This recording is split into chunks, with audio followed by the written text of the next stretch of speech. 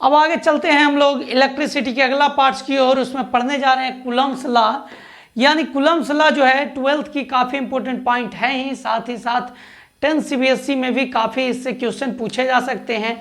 तो इसका हम लोग सबसे पहले डिफिनेशन देखते हैं क्या होता है, उसके बाद हम लोग देखेंगे कि इसका न्यूमेरिकल्स किस तरह से आ सकते हैं। ठीक है, इससे रिलेटेड काफ़ी इंपॉर्टेंट नॉलेज आपको मिलेगी इस वीडियो में और काफ़ी यूज़फुल होगा आपके लिए, इसलिए आप लोग अंत तक वीडियो देखें, बहुत छोटा है।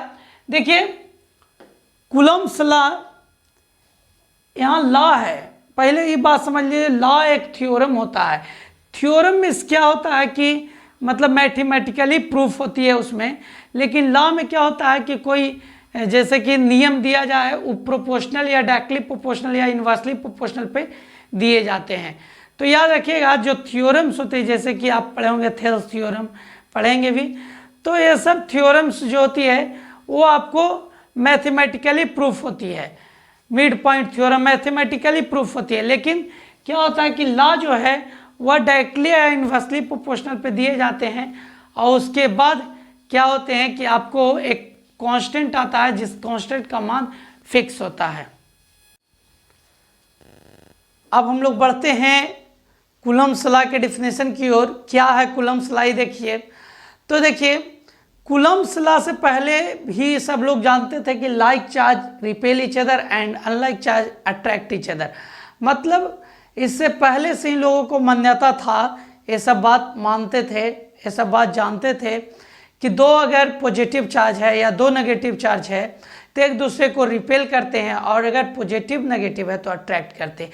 तो किस फोर्स से अट्रैक्ट करते हैं या किस फोर्स से रिपेल करते हैं, इसका मान फाइंड करने के लिए कूलम्ब ने एक नियम दिया 1785 में।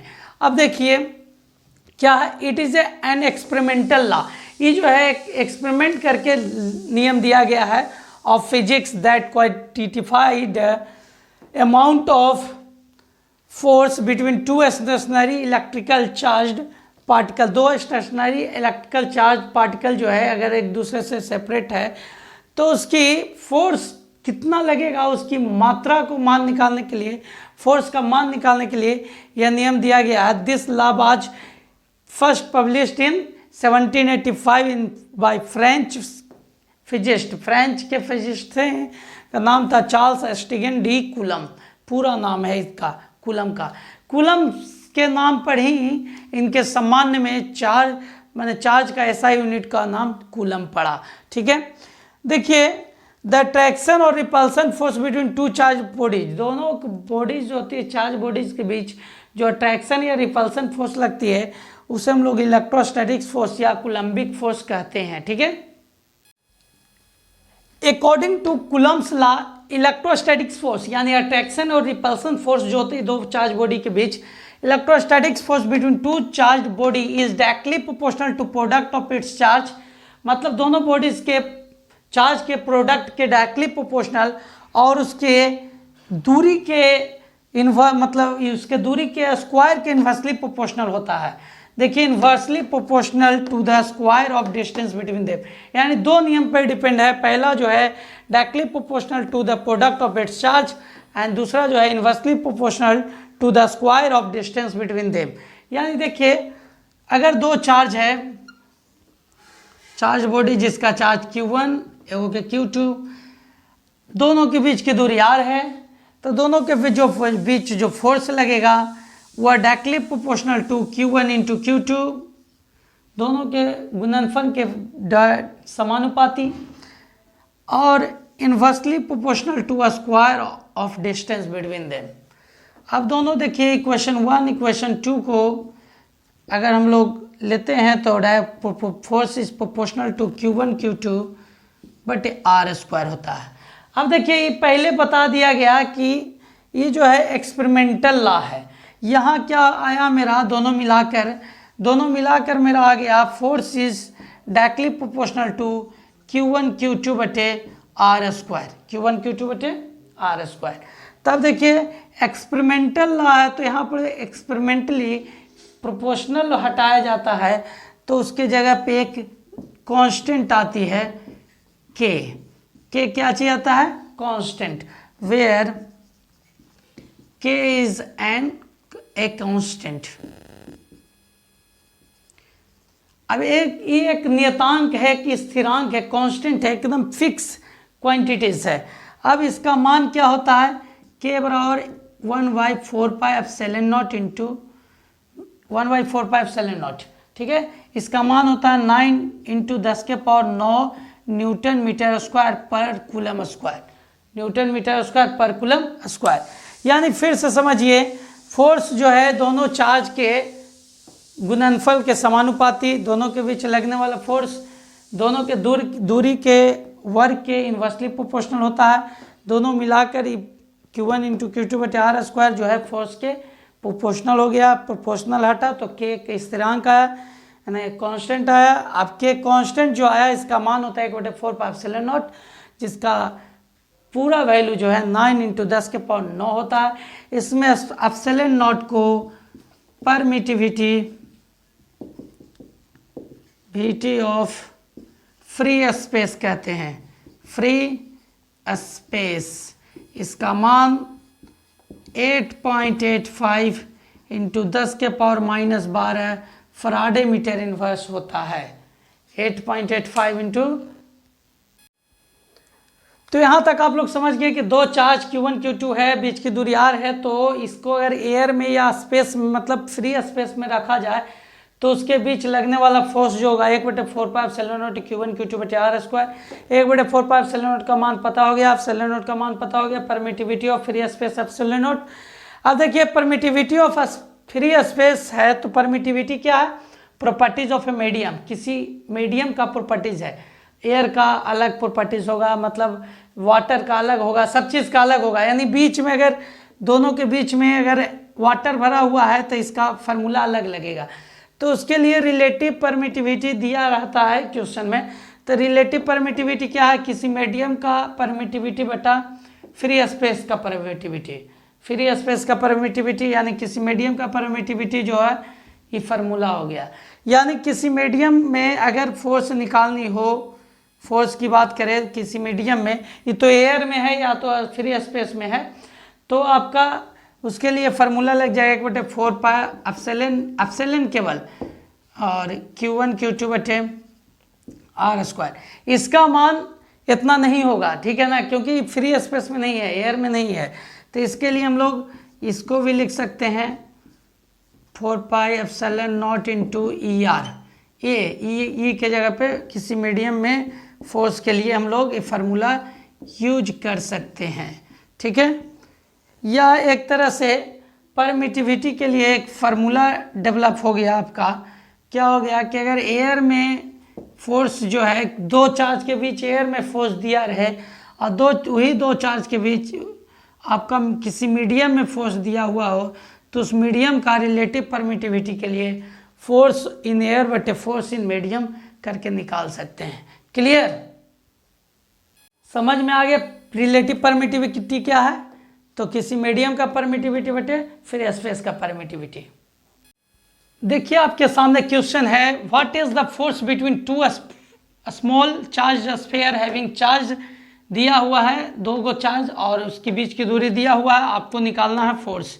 तो देखिए Q1 क्या दिया है, Q1 दिया है 2 × 10⁻⁻7 कूलम, Q2 दिया है 3 × 10⁻⁻7 कूलम और दूरी दिया है 30 सेंटीमीटर। 30 सेंटीमीटर दूरी है, यानी 30/100 यानी मीटर में बदल गया तो 0.3 मीटर।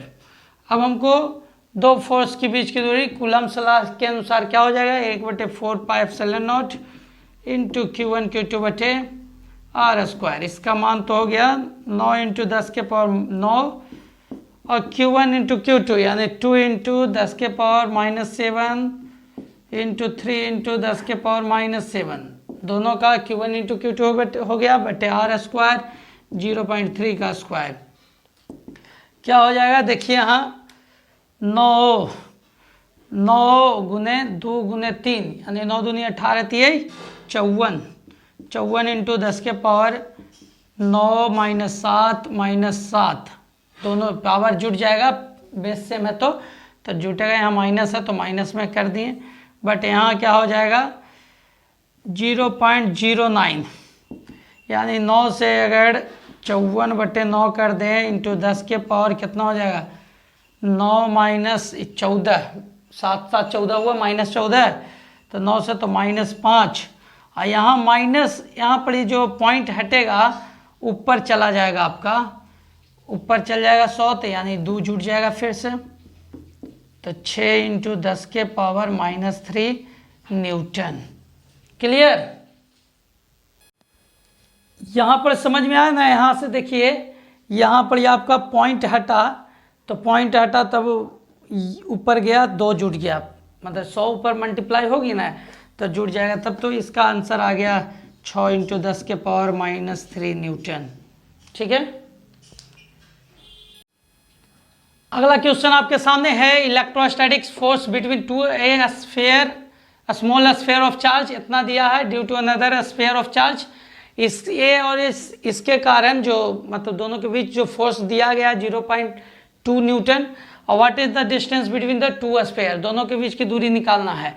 ठीक है, यानी Q1 दिया है आपका 0.4 माइक्रो कूलम, माइक्रो यानी 0.4 इंटू 10 के पावर -6 कूलम। Q2 दिया हुआ है माइनस Q2 है, मतलब ये माइनस में है, यानी दोनों के बीच अट्रैक्शन फोर्स लगेगा, तो हम माइनस नहीं लेते हैं कैलकुलेशन में। ठीक है, यहाँ केवल अट्रैक्शन फोर्स लगता है, माइक्रो हटेगा 10 के पावर -6, और यहाँ पर फोर्स दिया हुआ है 0.2 न्यूटन। अब आपको R निकालनी है। क्लियर?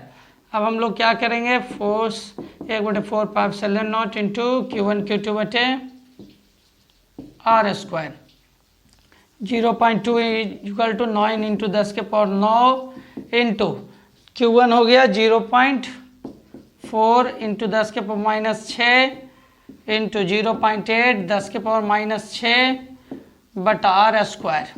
अब इसको हम लोग सोल्व करके R का मान निकालेंगे, तो R इधर कर दीजिए R स्क्वायर, तो 9 इंटू 0.4 इंटू 0.8 इंटू 10 के पावर 9 -6 बटा 10 के पावर 9 -6 ठीक है, बटा 0.2। तो यहाँ पर आप सोल्व करते हैं, R square equal to 9 into 0.4 into 0.8 into 10 बटा 2 इधर कर देते हैं, और 10 के पावर कितना हो गया, -12 से 9 जाएगा तो -3, ये कट जाएगा तो 0.4। R स्क्वायर इक्वल टू क्या हो गया, R स्क्वायर इक्वल टू हो गई आपकी 9 इंटू 0.4 इंटू 0.4 इंटू 10 के पावर -2। ठीक है, अब आपका क्या हो जाएगा, R स्क्वायर, R निकलेगा तो √ 3 गुने 3 ही हो गया 9 का, 0.4 गुने 0.4 इंटू 10 के पावर -1, यानी हो गया 3 गुने 0.4 इंटू 10 के पावर -1 मीटर। ठीक है, यानी कितना आ जाएगा, 1.2 इंटू 10 के पावर -1 मीटर, ये होगा ना, 4×12 1.2 यानी 0.12 मीटर, या इसको 12 सेंटीमीटर कह सकते हैं, आंसर हो गया। क्लियर? ठीक है फ्रेंड्स, आज हम यहीं तक छोड़ते हैं, अगला वीडियोस में आपको फिर मिलेंगे। आगे हम लोग इलेक्ट्रिसिटी का करंट चालू करेंगे, करंट और पोटेंशियल डिफरेंस का डिफिनेशन, और आगे सीरीज चलता जाए।